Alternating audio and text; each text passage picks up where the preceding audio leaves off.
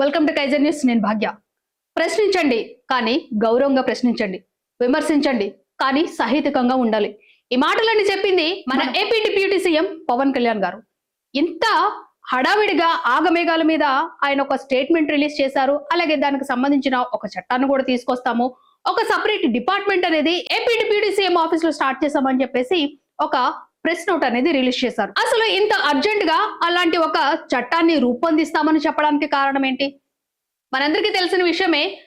Social activist YouTuber Raavan ని arrest చేశారు. అలాగే తెలంగాణకు చెందిన జర్నలిస్ట్ కేవీఆర్ ని కూడా అరెస్ట్ చేశారు. ఈ రెండు అరెస్టులు కూడా ఒకే రోజు జరిగినాయి. అవి కూడా అర్ధరాత్రి.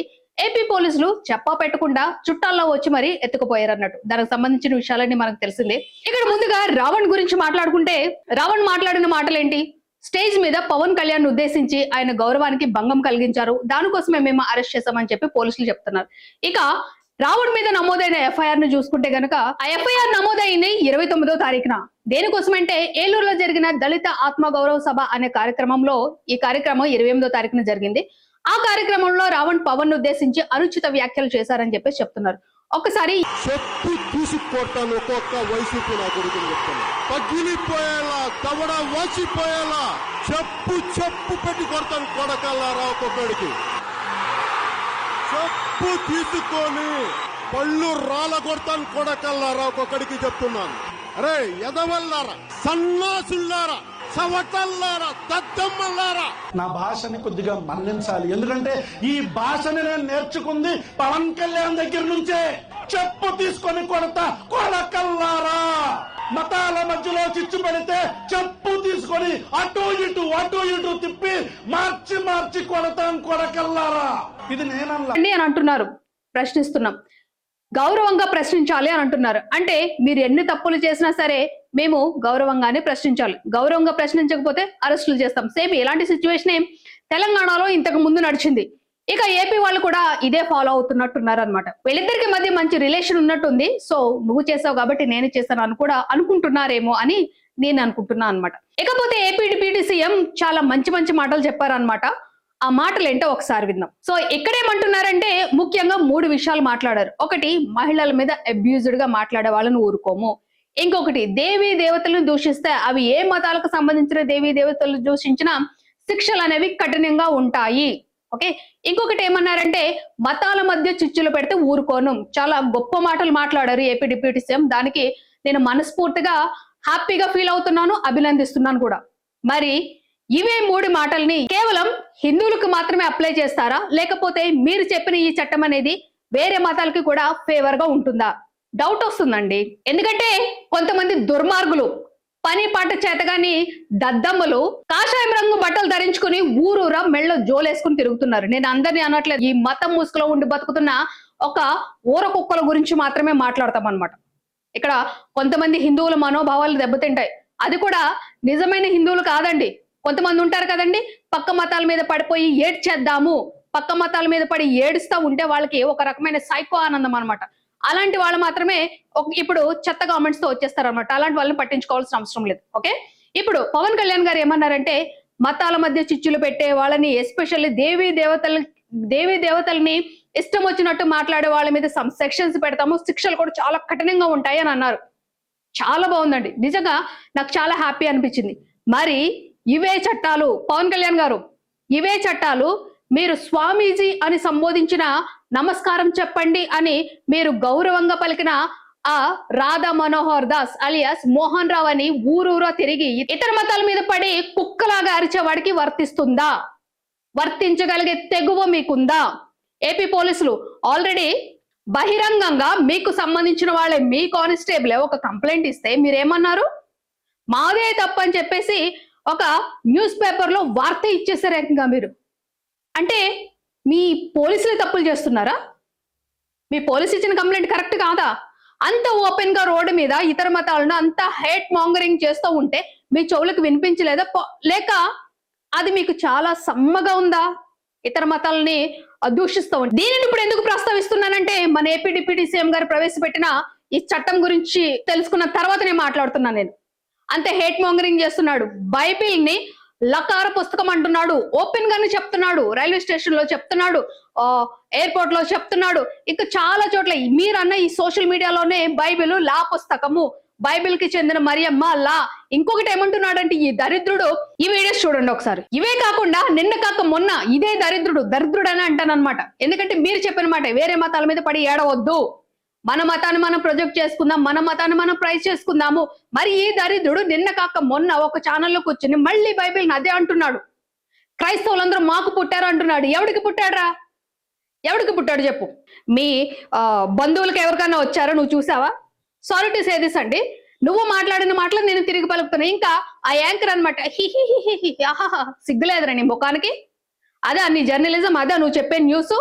ఈ రాధా మనోహర్ దాస్ అనే రోడ్లంబడి తిరిగే దొంగ ఓ స్వామీజీ ఎలాంటి మాటలు మాట్లాడతాడని తెలుసు. పర్టికులర్ గా ఒక 2 మతాల మీద పడి ఏడుస్తాడని తెలుసు కూడా. ఆ 2 మతాల గురించి మాట్లాడతారంటారా మీరు? బుద్ధి లేదా మీకు? గడ్డి తింటున్నారా? సిగ్గనేది అనిపించట్లేదా మీకు? వాడి నవ్వులు ఆహాహా. ఇంకొకటి ఏంటిదంటే, ఎవడైనా వచ్చి వేరే మతానికి సంబంధించిన ఎవడైనా వచ్చి ఇదే మీ అమ్మను గాని లేకపోతే ఈ రాధా మనోహర్ దాస్ అమ్మను గాని మీరు కూడా మాకు పుట్టిన వాళ్ళే అని అంటే ఊరుకుంటారా మీరు? ఇంకా ఈ బోడిగుండు స్వామి ఏమంటున్నాడంటే, ఎవరో ఒక ముస్లిం మా 7 తరాలు కూడా హిందువులేమో అంటున్నారంటే, పోనీ వాళ్ళని మీలో కల్పేసుకోండి, తప్పేముంది? వాళ్ళు ఒప్పుకుంటున్నారు కదా, ఓకే, వాళ్ళు ఒప్పుకుంటున్నప్పుడు వాళ్ళు మీరు కలిపేసుకోండి. మీకు మీ మాటలకి భజన కొట్టే వాళ్ళని, లేకపోతే ఆహా ఓహా అనే వాళ్ళని, లేకపోతే మేము కూడా హిందువులకు సంబంధించిన అనే వాళ్ళని మీరు కలిపేసుకోండి, ఇబ్బంది ఏం లేదు కదా. మరి మిగతా వాళ్ళ మీద పడి ఆడవడం ఎందుకు? ఏమంటున్నాడు ఈ దొంగ స్వామీజీ, మెడలో జోలు వేసుకుని తిరిగే స్వామీజీ, ఈ దొంగ మనోహర్ దాస్ ఏమంటున్నాడు? ఇప్పటికీ కూడా బైబిల్ ని లా పుస్తకము. ఇంకొకటి ఏమంటున్నాడంటే, ఈ ఇతర మతాలు 2 ఏవైతే ఉన్నాయో ఆ 2 మతాలకు సంబంధించిన ఆడవాళ్ళు మంచోళ్ళంట, కాకపోతే వాళ్ళు మంచోళ్ళని చెప్తుంటే వాళ్ళ కొడుకులు వాళ్ళ భర్తలు ఎవరున్నారు వాళ్ళు ఒప్పుకోవట్లేదంట. దేనికన్నాడంటే ఈ మాట, మీరు కూడా మా వాళ్లే, మాకు పుట్టిన వాళ్ళే. మళ్ళీ ఇదే దరిద్రమైన భాష మాట్లాడతాడు ఈ పనికి మళ్ళీ విధవ. మళ్ళీ వీడికి స్వామీజీ అని చెప్పేసి సపోర్ట్. ఎవరు? ఈ పనికిమాలిన వాళ్ళు బక్రీద్ టైంలో బయటకు పుట్టుకొస్తారని చెప్పాను కదండి, పుట్టగొడుగులు రోడ్లంబడి తిరుగుతూ ఉంటారనమాట. ఈ పుట్టగొడుగులు మా స్వామీజీ గారని అన్నాడు కాబట్టి రావణ్ లోపలికి వెళ్ళిపోయాడంటే, ఇప్పుడు రావణ్ని లోపలేశారు, కరెక్ట్, అరెస్ట్ చేశారు. ఏం చేస్తారు? చంపేస్తారా? ఏపీలో జరుగుతుంది అదే అనుకుంటా కదా. సాయి కృష్ణ ఏమయ్యాడో తెలీదు, దానికి సంబంధించి ఏదో స్టోరీ వెళ్ళేశారు. ఇంకా కొంతమంది ఈ కూటమి ప్రభుత్వానికి జనసేన నాయకులు ఓపెన్ గా చెప్తున్నారు. ఏమని? రావణ్ పరిస్థితి కూడా కత్తి మహేష్ లాగానే అవుతుంది అని చెప్పేసి అంటున్నారు. కత్తి మహేష్ అండ్ పాస్టర్ ప్రవీణ్ పగడాల లాగానే అవుతుంది అంటున్నారు. అంటే వాళ్ళిద్దరిని మీరే చంపేశారా? అంటే నాకు వస్తున్న డౌట్ అనమాట, మీరు మాట్లాడే మాటలు ఇద్దరికి అలాగే అవుతుంది అని అంటే, కత్తి మహేష్ కి యాక్సిడెంట్ కాదా? పాస్టర్ ప్రవీణ్ పగడాలది కూడా యాక్సిడెంట్ కాదా? మేము యాక్సిడెంట్ అనుకుంటున్నాం ఇప్పటి వరకు. యాక్సిడెంట్ కాదా? మీరే చంపేసి యాక్సిడెంట్ లాగా దాన్ని ప్రొజెక్ట్ చేశారా? అందరికి చూపించారు అలాగా? నేను అంటున్న మాటలు కాదండి, ఈ ఎవరైతే కూటమికి పవన్ కళ్యాణ్ ఫ్యాన్స్ ఉంటారో వాళ్ళు ఓపెన్ గా వీడియోస్ లో చెప్తున్న మాటలు. పవన్ కళ్యాణ్ గారు వీళ్ళ మీద కూడా చర్యలు తీసుకుంటారా? మరి మీరు అన్నారు కదా, చంపేస్తానని బెదిరించినా కూడా ఊరుకోనని అన్నారు కదా.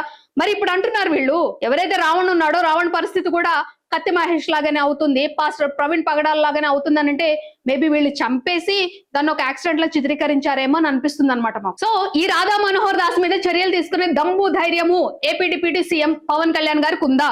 నేనే డైరెక్ట్ గా అడుగుతున్నా, ఆ దమ్ము ధైర్యం తెగవ మీకుందా? ఇంకొకటి నాకు ఇక్కడ డౌట్ ఏంటంటే, మొన్న మీరు ఒక వరంగల్లో ఒక బాబు బాగోకపోతే మిమ్మల్ని చూడాలి అనే కోరుకుందానంటే అక్కడికి వెళ్ళారు, చాలా మంచి పని చేశారు. ఎందుకంటే ఆ బాబు లేవలేని స్థితిలో ఉన్నాడు కాబట్టి మేబీ ఆయన విష్ ని మీరు తీర్చారు, దానికి మిమ్మల్ని చాలా మెచ్చుకోవచ్చు. బట్ అక్కడ మీరు ఒక మాట అన్నారు, స్వామి రాధా మనోహర్ దాస్ వచ్చారంట, ఆయనకి నా ఆయనకి నా నమస్కారాలు తెలియచేయండి అని అన్నారు. ఇక్కడ మీరు వస్తున్నారని చెప్పేసి ఆ దొంగ స్వామీజీ వచ్చాడా? ఆ దొంగ స్వామీజీ రాధా మనోహర్ దాస్ వచ్చాడా? లేకపోతే ఆ దొంగని మీరే వెళ్ళండి అని చెప్పేసి ముందు మీరు చెప్పారా?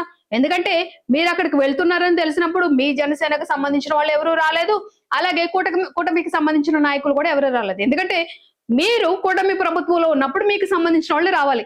మరి ఈ దొంగ ఎందుకు వెళ్ళినట్టు? ఆ దొంగని మీరే ఇన్వైట్ చేశారా?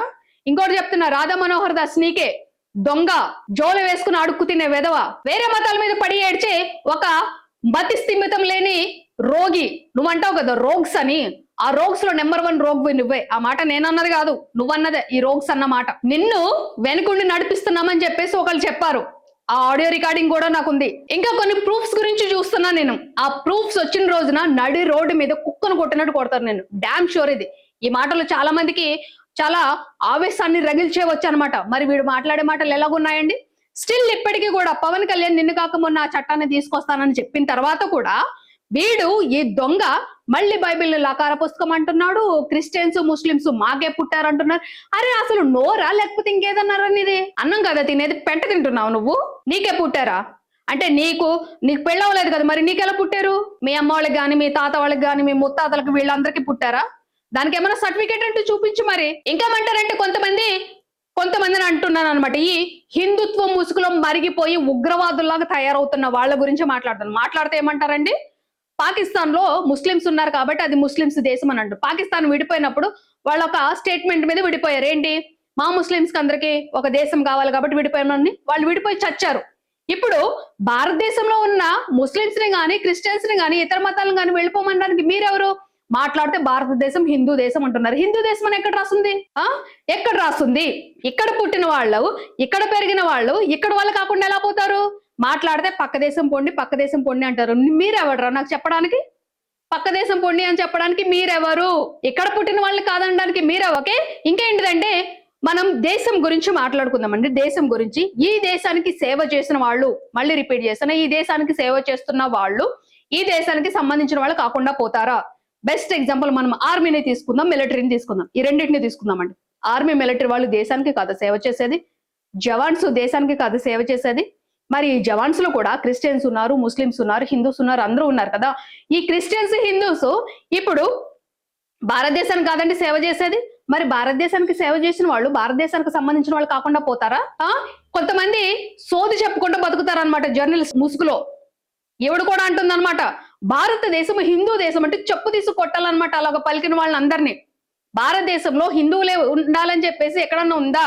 హిందూ సంఖ్య ఎక్కువ ఉంది, ఓకే ఒప్పుకుంటాం. ఇంకొకటి ఏంటంటే ఇక్కడ ఎవరైతే దేశాన్ని ముక్కలు చేయాలని చూస్తున్నారో అది ఏ మతం వాళ్ళైనా సరే మీరు ఇష్టం వచ్చినట్టు శిక్షించుకోండి, ఎవడు అబ్జెక్షన్ చెప్పడు. ఏదైతే దేశానికి సేవ చేసిన వాళ్ళు ఉన్నారో వాళ్ళు ఈ దేశానికి సంబంధించిన వాళ్ళు కాకుండా పోతారా? ఇప్పుడు కొంతమంది పిల్లపిత్రలు వస్తారనమాట కామెంట్స్ పెట్టుకుంటా, నువ్వు ఈ దేశానికి సంబంధించిన కాదంటే, అరే మా తాత మిలిటరీ, మా తాతగారు మిలిటరీ దేశానికి సేవ చేశాడు, మా తాత మిలిటరీ అయినప్పుడు నేను ఈ దేశానికి చెందిన దాన్ని కాకుండా ఎందుకు పోతాను? బుద్ధి ఉండదా? బుర్ర ఉండదా? అవే మట్టి బుర్రలతో బతుకుతారా మీరు? చెప్పండి. ఇంకా పవన్ కళ్యాణ్ గారు మీరు ఇచ్చిన ఏదైతే స్టేట్మెంట్ ఉందో, డిప్యూటీ సీఎం ఆఫీస్ లో సపరేట్ గా ఒక వింగ్ ఉంటుంది, మీరు కనుక కంప్లైంట్ ఇస్తే ఆ కంప్లైంట్ ని చూసి యాక్షన్ తీసుకుంటారని చెప్పాను కదా. ఈ రాధా మనోహర్ దాస్ అనే దొంగ స్వామీజీ మీద ఏపీకి చెందిన ఒక్క పోలీస్ కు కూడా కంప్లైంట్ తీసుకోవట్లేదు. కాబట్టి నేను డైరెక్ట్ గానే మీకు వినవించుకుంటున్నాను అనమాట. ఈ దుర్మార్గుడు ఏవైతే మాట్లాడాడో ఆ వీడియోస్ అన్ని ప్లే చేశాను కదండి నేను. ఈ వీడియోస్ ని ఆధారాలుగా చేసుకుని ఈ రాధా మనోహర్ దాస్ అలియాస్ మోహన్ రావు అని ఊరూరు అడుక్కు తినేవాడిని అరెస్ట్ చేసే దమ్ము ధైర్యం మీకుందా? ఎందుకంటే పాస్టర్స్ కొంతమంది కంప్లైంట్ ఇచ్చారు ఇలాగా మా మతాన్ని దూషిస్తున్నాడని. నిన్న కాక మొన్న ఏదైతే పెద్దపురంలో జరిగిందో అక్కడ కూడా ఒక కానిస్టేబుల్, అది కూడా హిందూ సోదరుడి కంప్లైంట్ ఇస్తే తీసుకోలేదు మీరు, ఏపీ పోలీసులు తీసుకోలేదు. మరి ఏపీ పోలీసులకి మీరు చెప్తున్నారా లేకపోతే కూటమి చెప్తుందా ఇలాంటి వాళ్ళని సపోర్ట్ చేయమని? ఏంటో మాకు తెలియట్లేదండి. మీరే అన్నారు. ఇంకొకటి ఏమన్నారంటే, మీరు ఒక మంచి మాట, నేరం చేసిన వాడికి, తప్పు పని చేసిన వాడికి మతం ఉండదు, కులం ఉండదు, రాజకీయ నాయకుల ముసుగులో దాక్కుందామని అంటే మాత్రం ఊరుకోమన్నారు. ఈ మాట నాకు చాలా బాగా నచ్చింది సార్. మరి ఇప్పుడు ఈ దొంగగాడిని, ఈ దొంగ రాధా మనోహర్ దాస్ గుండుగాడిని కాపాడుతున్నది ఎవరు? ఎందుకు కంప్లైంట్ తీసుకోవట్లేదు? భయం అవుతుందా? అంటే ఇప్పుడు మీరు వీడు కాషాయం రంగు వేసుకున్నాడు కాబట్టి ఈ కాషాయం రంగుని అరెస్ట్ చేస్తే హిందువుల ఓట్లన్నీ నాకు రావు అని చెప్పేసి భయపడుతున్నారా మీరు? నిజమైన హిందువులకి తెలియదంటారా? నిజమైన హిందువులకి వేరే మతాల మీద ఎలా మాట్లాడాలో, వాళ్ళతో ఎలా ఉండాలో తెలియదంటారా? మరి వీడిని ఎందుకు సపోర్ట్ చేస్తున్నారు మీరు? నేను సపోర్ట్ చేస్తున్నారు అనే మాట ఎందుకంటున్నానంటే, ఆ రోజు మీరు ఆ బాబు దగ్గరికి వెళ్ళి మాట్లాడిన మాట స్టిల్ ఇప్పటికీ వాడిని అరెస్ట్ చేయకపోవడానికి కారణం ఏంటిది? రావణ్ రిలీజ్ అయ్యాడు, బెయిల్ వచ్చింది, రిలీజ్ అయ్యాడు, మళ్ళీ వేరే కేసు మీద లోపలేశారంట. సో ఇదంతా మీరు ఒక సీక్వెన్స్ గా చేస్తారు. ఏపీ గవర్నమెంట్ లో జరుగుతున్నది ఇదే. ఎప్పటి నుంచో ఒక కేసులో అరెస్ట్ అవుతారు, బెయిల్ వస్తుంది, మళ్ళీ వెంటనే ఎప్పుడో సంవత్సరాల క్రితం నమోదైన కేసు ఒకటి ఉంటుంది, అప్పుడు మాట్లాడరు వాళ్ళు. ఇప్పుడు టైం వచ్చినప్పుడు ఏంటంటే, అప్పుడు మాకు ఒక కేసు రిజిస్టర్ అయింది కాబట్టి అని చెప్పేసి మళ్ళీ తీసుకుపోతారు. ఓకే, నెక్స్ట్ వచ్చే ప్రభుత్వం కూడా అలాగే చేస్తుంది అనమాట. దీనిలో ఇంకా మారేది ఏమీ లేదనమాట. ఇంకొకటి ఏంటంటే, ప్రశ్నించొద్దు, ఇప్పుడు జర్నలిస్టులు ఎవరైతే ఉన్నారో వాళ్ళని ప్రశ్నించకూడదు, ప్రశ్నిస్తే కనుక మేము ఎక్కడి నుంచైనా తీసుకుపోతామని చెప్పేసి కేవీఆర్ అరెస్ట్ అనేది చూపిస్తుంది. నిజంగా కేవీఆర్ తప్పు మాట్లాడితే శిక్ష పడాల్సిందే. ఓకే, ఇంకొకటి సోషల్ యాక్టివిస్టులు ఎవరున్నారో వాళ్ళు ఎవరు ప్రశ్నించొద్దు అనమాట. మేము అడ్డమైన బూతులు తిట్టినా సరే మీరు సగౌరవంగా ప్రశ్నించాలి, ప్రశ్నించకపోతే గనక ఇలాంటి అరెస్టులు ఉంటాయని చెప్పేసి డైరెక్ట్ వార్నింగ్ అనేది ఇస్తుంది అనమాట ఏపీ గవర్నమెంట్. సరే ఇస్తున్నారు, అది చట్టం తన పని తాను చేసుకుపోతుంది కదండి. న్యాయం ఇప్పుడు కాకపోతే ఎప్పటికైనా గెలుస్తుంది, అది న్యాయం ఎవరి తరపున ఉన్నా. ఇప్పుడు ఈ రాధా మనోహర్ దాస్ దొంగ స్వామీజీ గురించి మీరేమంటారు ఏపీ డిప్యూటీ సీఎం? ఎందుకంటే వాడి మీద కంప్లైంట్ ఇచ్చినా తీసుకోవట్లేదు ఏపీ పోలీసులు. పైగా వాళ్లే దండాలు పెట్టి చెప్తున్నారు అనమాట, మాదే తప్పైపోయిందని చెప్పేసి వాడు కాళ్ళు మొక్కుతారు అనమాట. వాడు ఒక బాబా, వాళ్ళు మొక్కే వాళ్ళు ఒక సిద్ధ భక్తులు వాళ్ళు. కాబట్టి నేను ఈ మీడియా ముఖంగానే తెలియజేసుకుంటాను, ఏవైతే కొన్ని వీడియోస్ ప్లే చేశాను కదండి అదే వీడియోస్ ని మీరు సాక్ష్యాలుగా తీసుకుని వాడి మీద ఏమైనా చర్య తీసుకునే తెగువ ఏపీ పోలీసులకు ఉందా, వాడిని అరెస్ట్ చేయమని చెప్పే అధికారాలు మీకున్నాయా? AP deputy CM Pawan Kalyan garu ఆ అధికారం మీకుందా? ఆ తెగువ మీకుందా? లేకపోతే మేమిద్దరం కూడా సనాతన ధర్మం గురించే ప్రశ్నిస్తున్నాము బతుకుతున్నామని చెప్పేసి వాడిని వదిలేస్తారా? మీరు సనాతన ధర్మం గురించి ప్రశ్నిస్తే ఓకే, వెరీ గుడ్, ప్రశ్నిస్తున్నారు. మరి ఈ దొంగ బాబాని ఎందుకు వెంటేసుకుని తిరుగుతున్నాడు? వాడు ఎక్కడికి వెళ్ళినా సరే క్రైస్తవ మతాన్ని గాని ముస్లిం మతాన్ని గాని తిట్టకుండా ఉంటాడా? మీరే చెప్పండి. ఒక్క సభలో అయినా వాడు మాట్లాడకుండా ఉంటాడా? మీరు స్టేట్మెంట్ ఇచ్చిన తర్వాత నిన్న కాక మొన్న మళ్ళీ ఇదే మాట మాట్లాడాడు వాడు. ఏంటి, బైబిల్ లకార పుస్తకము, క్రిస్టియన్స్ ముస్లింస్ మాకే పుట్టారు, వాళ్ళ అమ్మ వాళ్ళు మంచి వాళ్ళ కాదా అని క్వశ్చన్. సిగ్గులేదారా నీకు? సరే ఈ మాటలు మీకు వినసొంపుగా ఉన్నాయి, ఏపీ డిప్యూటీ సీఎం మీకు చాలా వినసొంపుగా ఉన్నట్టున్నాయి. అప్పుడు మీ అమ్మగారిని లేకపోతే మీ ఇంటి ఆడపిల్లల్ని ఏదో అన్నారని చెప్పేసి ఎంత బాధపడిపోయారండి మీరు? తప్పు, ఏ ఇంటి ఆడవాళ్ళని అన్నా సరే తప్పు.